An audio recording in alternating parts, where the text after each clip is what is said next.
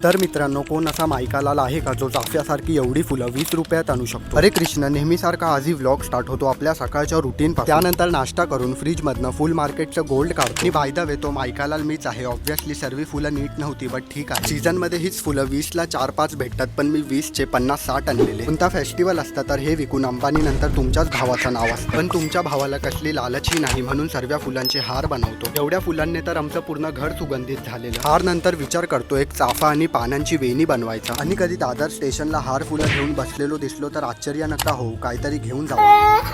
कारण तुम्ही like subscribe नाही केलं तर मला प्लॅटफॉर्म चेंज करावा लागेल. म्हणजे स्टेशनचा प्लॅटफॉर्म नाही, युट्यूबवरनं इंस्टाग्रामवर शिफ्ट व्हायला लागेल. काय माहित, घरातनं बाहेर पाय टाकल्यावरच जोरात पाऊस यायला लागतो. बाय द वे आत्ता मी चाललो इस्कॉन टेम्पलला.